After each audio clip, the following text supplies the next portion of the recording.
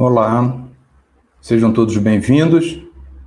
Meu nome é Luiz Arthur Barros, sou trabalhador da UESEL, União Espírita Caminho e Luz, de Itapuã, de Vila Velha, no Espírito Santo. E aí, inicialmente agradeço o convite da União Espírita Cristã, a UEC, para trazer a oportunidade para trazer mais um estudo neste dia, algumas reflexões a respeito das orientações que Jesus e que a doutrina espírita nos trazem para que possamos cada vez mais encontrar a felicidade, caminhar de forma segura e tranquila mediante as dificuldades que possam nos ocorrer. O nosso assunto de hoje é exatamente sobre esse. A felicidade não é deste mundo, que está no Evangelho segundo o Espiritismo, capítulo 5, item 20. Como sempre eu gosto de fazer nos estudos em que eu apresento, eu gosto de pegar as palavras-chave e buscar a informação dos dicionários. Então, segundo o dicionário, felicidade significa a sensação real de satisfação plena, o estado de contentamento, de satisfação, a condição da pessoa ser feliz, satisfeita, alegre, contente, a circunstância ou situação em que há sucesso. Felicidade na realização do projeto. Então, essas são as definições que o dicionário nos traz da palavra felicidade.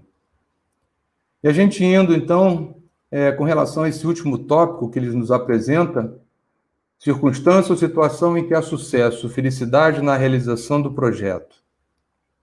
Vemos que muitas vezes a gente busca nos nossos projetos objetivos materiais, como a compra de uma casa, a compra de um carro, uma viagem. Ou então temos objetivos sociais, que é o sucesso profissional, o reconhecimento artístico, a fama. Entanto, apesar de obtermos todas essas coisas, muitas vezes, mesmo que alcancemos alguns desses objetivos, essa felicidade parece que não se coloca diante de nós. Ela ainda poderia não se sentir plena no indivíduo. E não é muito raro, é muito comum vermos aí nos grandes artistas, nos grandes nomes, pessoas que muitas vezes sofrem decepções imensas, mesmo diante da fama, de toda a glória que tem obtido. Mesmo quando a gente consegue amealhar tantas coisas materiais, tantas vezes também a gente não consegue sentir a satisfação. É uma coisa muito prazerosa quando a gente elabora um plano para adquirir uma casa e no dia em que se assina lá definitivamente a escritura desse imóvel, a satisfação é enorme, de um carro novo, de uma viagem, por aí vai. Mas por que a gente não se sente ainda nessa felicidade plena, apesar de alcançarmos os objetivos a que nos lançamos? No Evangelho segundo o Espiritismo, a gente tem lá no capítulo 5, no item 20, onde exatamente são as mensagens dos Espíritos que eles nos trazem, Kardec selecionou uma delas e ela é muito significativa para a gente porque ela fala especificamente desse assunto. O título é exatamente esse, Felicidade não é deste mundo. E nos diz lá o Espírito que assina a esta mensagem. Não sou feliz, a felicidade não foi feita para mim, exclama geralmente o homem em todas as posições sociais. Isso, meus caros filhos, prova melhor do que todos os raciocínios possíveis a verdade desta máxima do Eclesiastes. A felicidade não é deste mundo. Com efeito, nem a riqueza, nem o poder, nem mesmo a florida juventude são condições essenciais à felicidade. Digo mais, nem mesmo reunidas essas três condições desejadas, e aí a gente ressalta aqui, voltando, a riqueza, o poder e a juventude, condições tão desejadas, porquanto incessantemente se ouvem no seio das classes mais privilegiadas pessoas de todas as idades se queixarem amargamente da situação em que se encontram. Em tese geral, pode afirmar-se que a felicidade é uma utopia, a cuja conquista as gerações se lançam sucessivamente, sem jamais lograrem alcançá-la.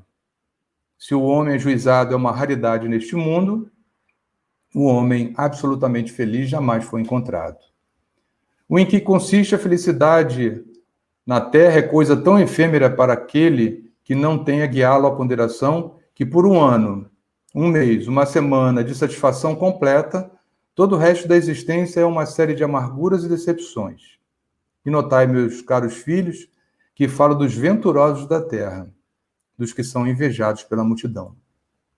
Conseguintemente, se a morada terrena são peculiares as provas e a expiação, forçoso é se admita que algures, moradas há mais favorecidas, onde o espírito, conquanto aprisionado ainda numa carne material, possui em toda a plenitude os gozos inerentes à vida humana. Tal a razão porque Deus semeou no vosso turbilhão esses belos planetas superiores para os quais os vossos esforços e as vossas tendências vos farão gravitar um dia, quando vos achardes suficientemente purificados e aperfeiçoados. Quem assina essa mensagem é François Nicolas Madeleine, cardeal Morlot, em Paris, 1863. Então, a gente observa que estamos falando da segunda metade do século XIX, e aonde, apesar dos avanços daquela época, que não são nem os de hoje, do nosso século XXI, ele já descrevia essa condição de não encontrar a felicidade de forma plena. Essa dificuldade de manter-se, né, ou de sentir-se feliz. Voltando um pouquinho mais, o que ele fala exatamente, né, que o poder, a florida juventude, a riqueza, que a gente poderia imaginar como condições essenciais para que a gente obtivesse essa felicidade, nem sempre são suficientes para tal.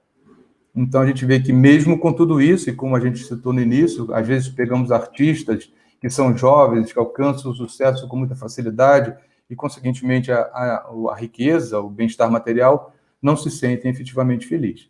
E ele fala um pouquinho mais à frente que a felicidade é uma utopia. Utopia é aquilo que a gente imagina, mas que não pode alcançar. A gente está vendo ainda aqui no planeta Terra realmente uma situação bastante complicada para obtermos essa condição. E ele fala da morada terrena, onde são peculiares as provas e expiações, né? Então, a gente tem aqui a dificuldade que a gente convive, e a gente vai ver, já ouviu falar na doutrina espírita, muitas vezes, dessa condição que o planeta é um planeta de provas e expiações. E aí ele elucubra uma ideia maravilhosa, porque deve existir em algum lugar onde o espírito realmente esteja em condição mais favorecida, que mesmo que aprisionado a uma encarnação, ele goze de uma plenitude maior na sua vida, na sua felicidade. Para que a gente possa entender um pouquinho mais, eu resolvi trazer aqui um aspecto que ele fala logo no início, né? Que essa máxima está gravada lá no Eclesiastes. E aí eu fui fazer uma pesquisa e esse livro, Eclesiastes, na verdade, é um dos livros do Antigo Testamento, que são, na verdade, são 4 livros principais, que é o Pentateuco, formado pelos 5 livros iniciais, né, que fala Gênesis, o Êxodo, Levítico, Números e Deuteronômio, que são livros que contam parte da história do movimento do povo hebreu. Depois a gente teria os livros históricos, que eles fazem outras narrativas mais detalhadas. Depois a gente entra nos livros poéticos ou sapienciais, onde exatamente um deles, muito famoso, é o livro de Salmos, mas a gente também tem o livro de Eclesiastes. E por último, a gente tem os livros proféticos, que são exatamente assinados por vários profetas, que nos trazem orientações, inclusive, sobre a vinda do Messias, já narrada anos, quase há 2000 anos antes da chegada dele. O livro de Eclesiastes, ele, na verdade, foi provavelmente escrito no final do reinado do rei Salomão, em aproximadamente 935 a.C. Os versículos dão a entender de que Salomão teria escrito esse livro, mas, assim, alguns desses versículos, mas a crença convencional é de que ele seria o autor. Salomão foi um dos reis muito famosos que a gente teve e de muita prosperidade entre os hebreus, né? Ele trouxe realmente um avanço muito grande naquele momento. E ele tinha uma sabedoria muito grande. Então, a gente vê que ele é como se fosse a narrativa de um pregador que revela um estado de depressão que, inevitavelmente, resulta, né, ou ocasiona da procura da felicidade nas coisas mundanas. Ou seja, a narrativa do Eclesiastes vai se pautar nisso. É uma visão do mundo através do olho de uma pessoa que está tentando encontrar o sentido da felicidade nas coisas humanas e temporárias. É exatamente um livro quase como se fosse um lamor, um clamor na busca desse reconhecimento, dessa identidade, desse alcançar a felicidade. Baseado nisso, a gente pode fazer algumas considerações que seriam, então, a impossibilidade da inexistência de sofrimento. Será que existe alguém que não tem algum tipo de sofrimento? Será que no nosso planeta a gente pode encontrar uma pessoa que, mesmo com todas as condições favoráveis, poderia se dizer isenta do sofrimento? Imaginemos uma doença grave que a gente tenha que tratar e, mesmo assim, a gente não tem recursos. A dificuldade é muito maior. Mas a gente vê, então, que, de forma geral, todas as pessoas têm algum tipo de problema. Então, esse que não tem recursos para tratar da sua condição, né, de saúde, se a gente pensar no outro que teria, a gente diz, pelo menos esse tem condições de tratar. Mas isso não diminui a dor ou a dificuldade do problema que seja tratado. Então, a gente vê que, seja de ordem material, espiritual, moral, todas as pessoas sentem alguma dificuldade, algum incômodo.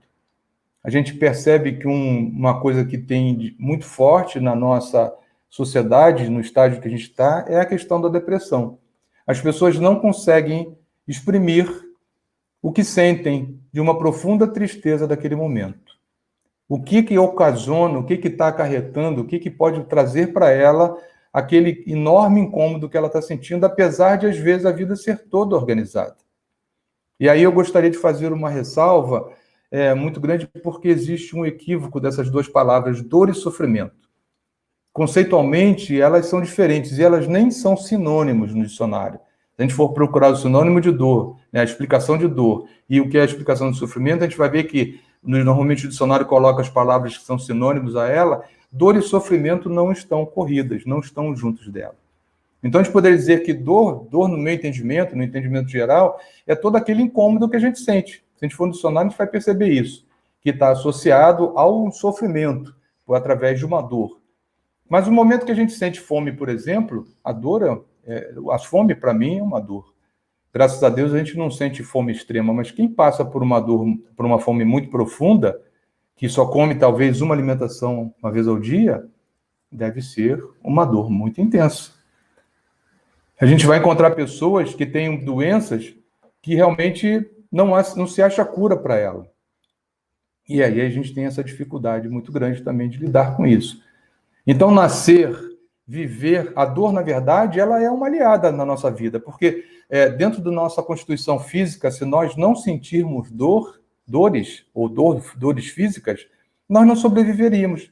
A dor é um sinal de alerta de que alguma coisa no nosso organismo não está funcionando bem, não está funcionando de forma correta.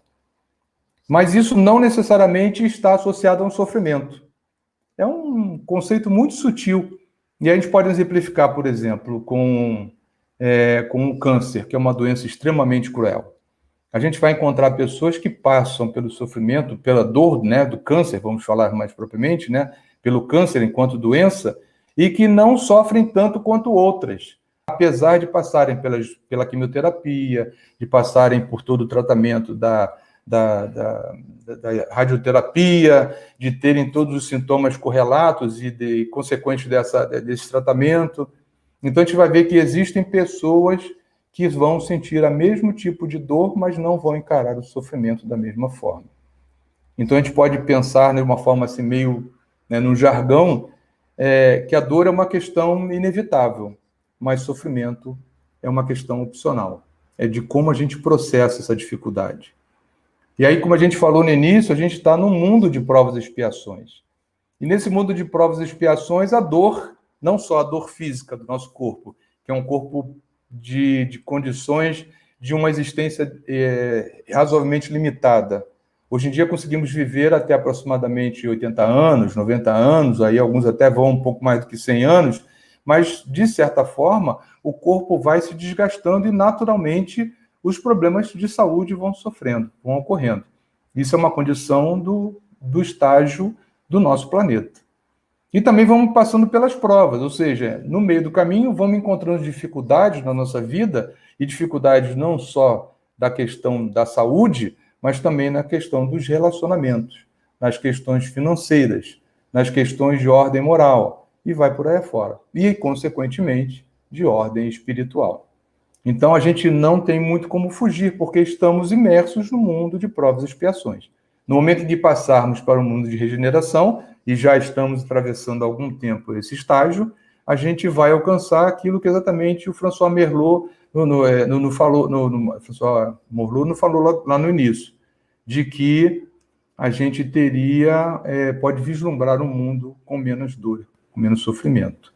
Isso tudo, como a gente está falando, está ligado à lei de causa e efeito. A gente vê na doutrina espírita de uma forma muito natural, de uma forma muito clara, que todos nós somos os construtores, os elaboradores da nossa felicidade ou da nossa desdita. Mas muitas vezes a gente vê as pessoas perguntarem: poxa, mas eu não fiz nada que eu me lembre para estar passando por esse momento. Quando a gente vê uma criança que nasce, que reencarna com problemas congênitos, e às vezes problemas muito sérios, a gente se perguntaria: o que de errado fez essa criança para que ela estivesse nessa condição? E aí a gente tem as causas atuais e as causas anteriores como razão para esse sofrimento. Então, essas necessidades são inerentes ao espírito e elas vêm exatamente no cumprimento da lei de causa e efeito, que nos serve de, como pode dizer, de melhoramento a cada passo. Mas talvez a gente esteja colocando a busca da felicidade nas coisas exteriores a nós mesmos e de forma excessiva. Será que a felicidade não deve ser uma coisa a ser trabalhada de dentro para fora e não de fora para dentro? Será que a gente não está buscando de forma muito forte essas coisas todas que nós desejamos? Então a gente tem que, de repente, talvez seja interessante a gente mudar a lente ou a forma como a gente enxerga a vida.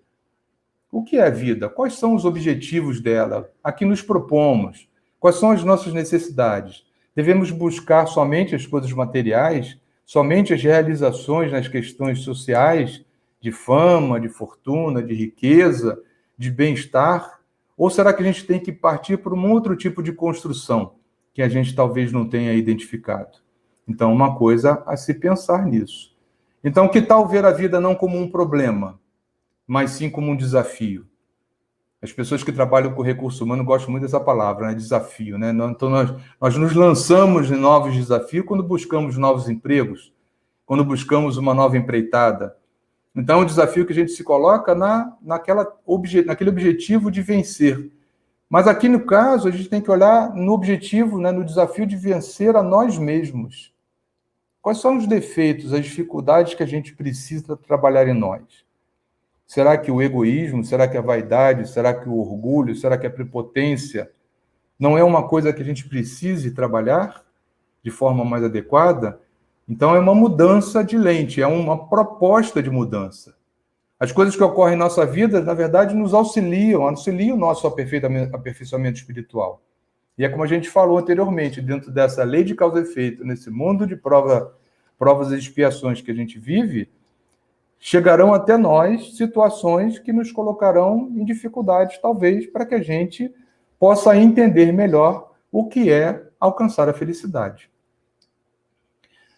Eu fiz parte, há alguns anos, de um trabalho assistencial e no Rio de Janeiro, que eu vivi durante muito tempo da minha vida no Rio de Janeiro, e na casa espírita que a gente participava, a gente fazia um atendimento a pessoas que moravam em regiões muito precárias. E o Rio de Janeiro, normalmente, quando chega a época de verão, são aquelas chuvas torrenciais que inundam tudo. E aí, certa vez, eu lembro de que chegou uma senhora nesse atendimento, que já estava conosco já há muito tempo, e ela chegou de forma assim: puxa vida, perdi tudo.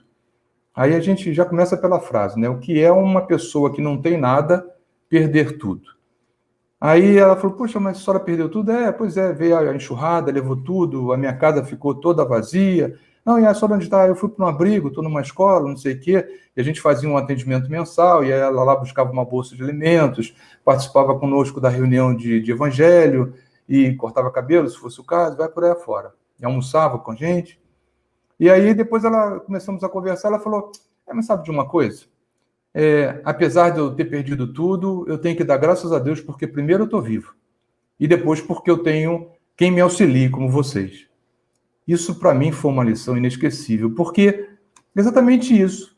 Enquanto a gente fica, às vezes, reclamando de um prato que foi quebrado, de alguma coisa que estragou na nossa casa, imagine alguém que não tenha nada, que dê graças a Deus, porque, primeiro, está vivo, e segundo, porque tem alguém que possa lhe auxiliar. Então, a gente tem uma pergunta a fazer. Afinal, a felicidade não é deste mundo? Ou a gente pode ser relativamente feliz? Será que poderemos, de alguma forma, relativizar essa felicidade? Dentro do quadro em que nos encontramos, dentro daquilo que possuímos, será que poderíamos dizer que a gente tem alguma chance de ser feliz? É possível ser feliz de alguma forma? Então, é uma coisa que a gente realmente se pergunta todos os dias. Será que a simples, se é que posso dizer usar a palavra, a simples dádiva de viver, de estar vivo, não seria uma coisa que deveríamos render graças a todos os dias pelo fato de estarmos vivos? Não seríamos felizes, suficientemente felizes por esse motivo? Alguns livros eu sugiro como orientação para que a gente possa estudar um pouco mais sobre esse assunto, que é Um Jeito de Ser Feliz, do Richard Simonetti. Richard Simonetti, de uma forma muito desprendida, muito até mesmo engraçada, certas vezes, e ele coloca alguns pontos, e esse livro é um livro muito legal de leitura. Outro livro que eu indico é José Carlos de Luca.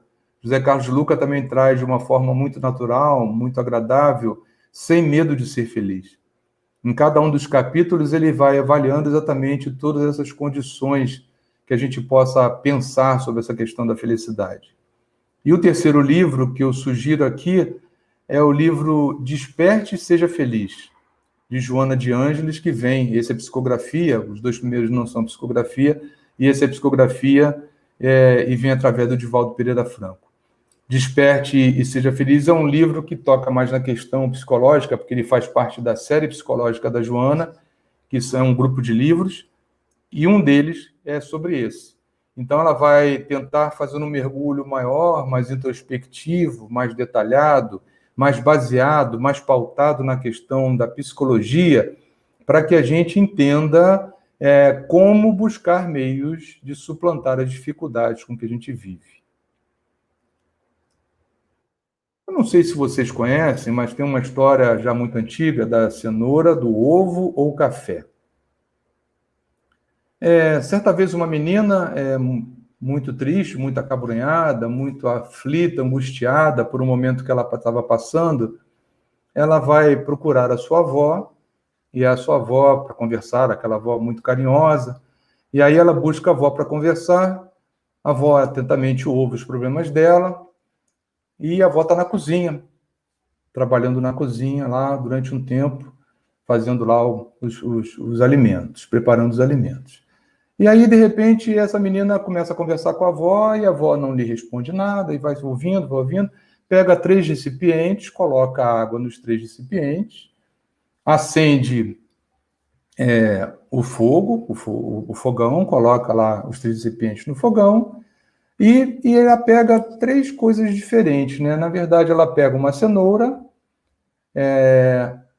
a cenoura coloca num dos potes, que a água já está começando a entrar em fervura, ela pega um ovo, né? Coloca também no outro recipiente, que também já está em fervura, e o outro recipiente, ela coloca colher de café.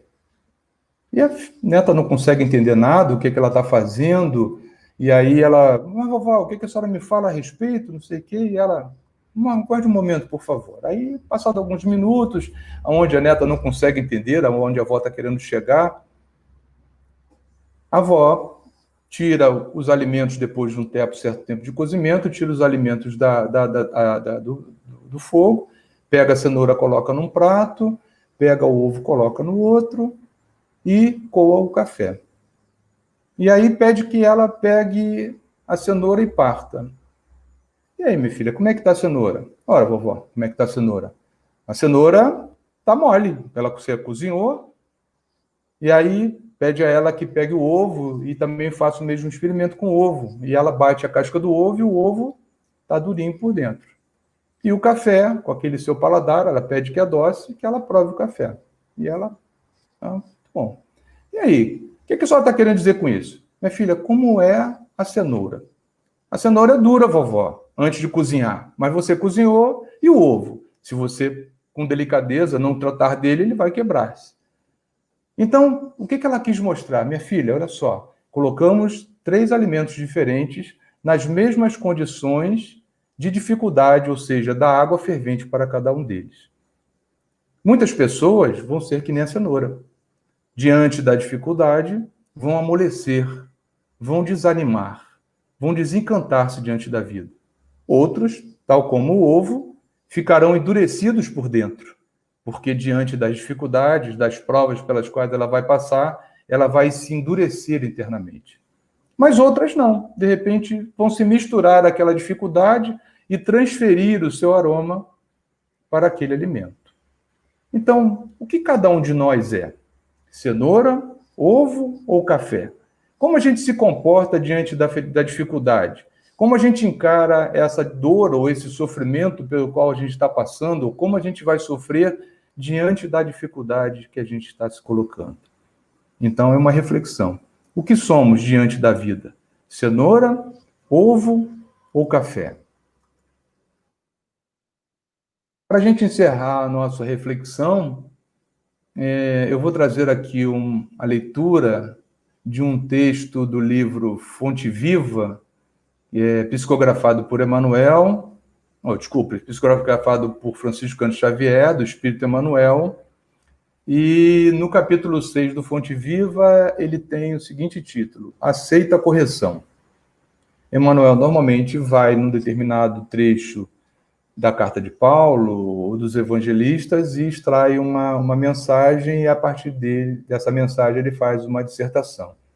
E no caso aqui, ele pegou a carta de Paulo aos Hebreus, no capítulo 12, versículo 11, que diz o seguinte: E, na verdade, toda correção no presente não parece ser de gozo, senão de tristeza, mas depois produz um fruto pacífico de justiça nos exercitados por ela.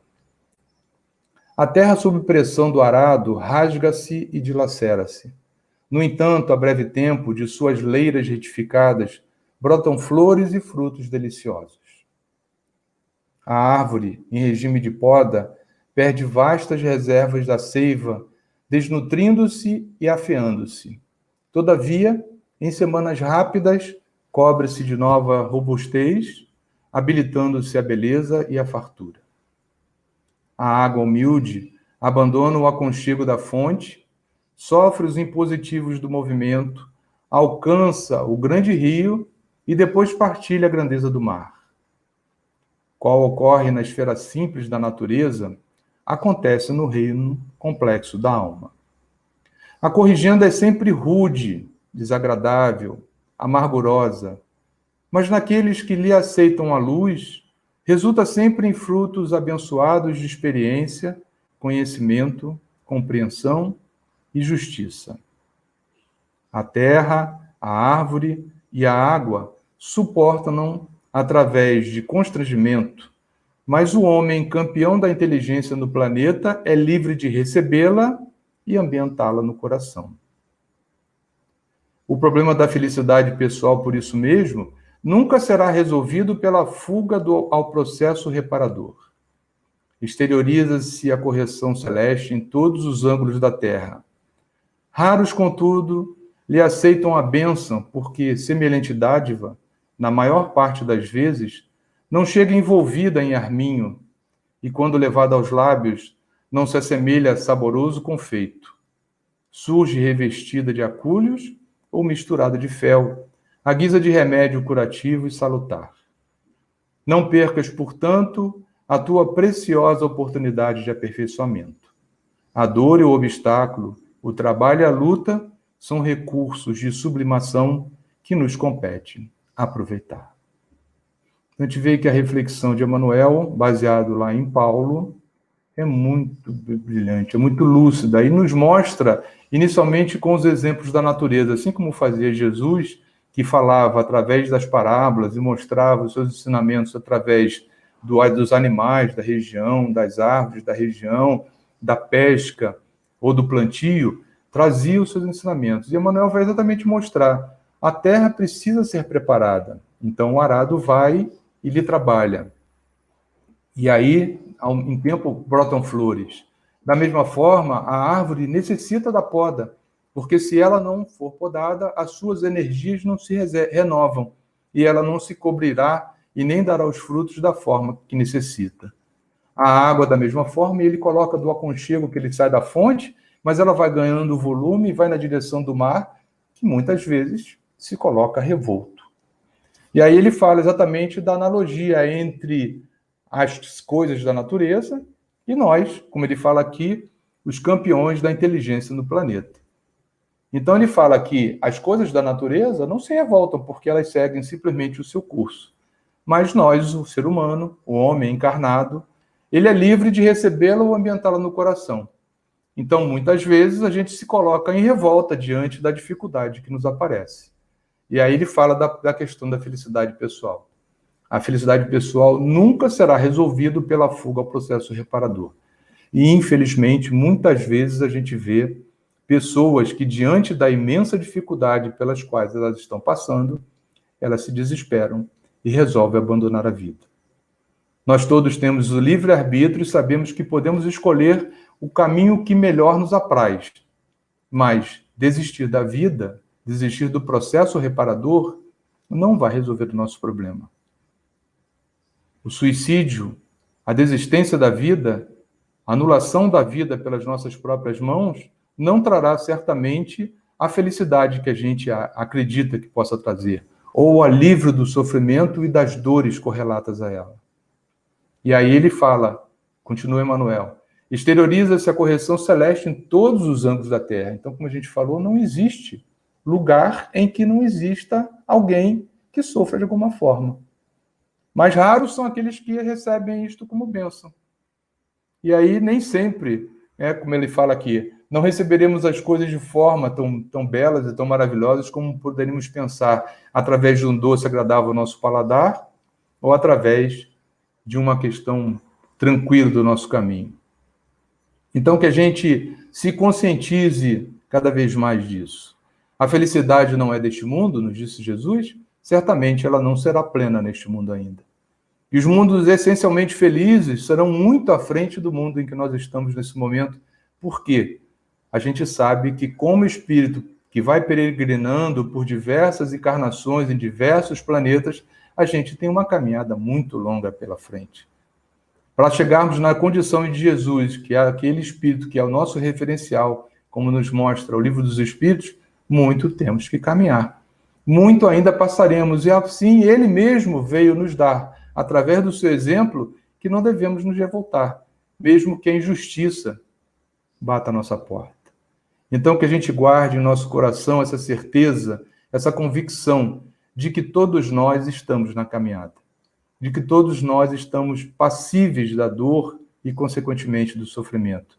Que o sofrimento deverá ser correlato à nossa compreensão e à nossa aceitação diante dessa dificuldade que é nos imposta. Mas a gente não esqueça também de que não existe lugar neste planeta abandonado. Não existe criatura que esteja largada ao léu. Nós sabemos que a misericórdia divina se fará presente em todo instante. E é através da humildade, do reconhecimento, da oração, quando nos fechamos os nossos olhos, entramos no nosso quarto íntimo, para que a gente possa realmente se conectar com o alto, a gente, nas nossas orações, a gente pode se revestir de energia e ganhar forças. E depois de um dia talvez tão sofrido, venha uma noite que seja um refrigério para uma nova manhã e para novos dias na nossa caminhada. E assim a gente deve continuar, pois se a felicidade ainda não é integral, deveremos fazê-la valer dentro da possibilidade. Então eu desejo a todos que possam encontrar muita paz, muita serenidade na sua caminhada e que nunca desistam da jornada. Por mais difícil que seja, por maior que seja a dor, por maior que seja a dificuldade, Jesus está conosco. Muita paz a todos.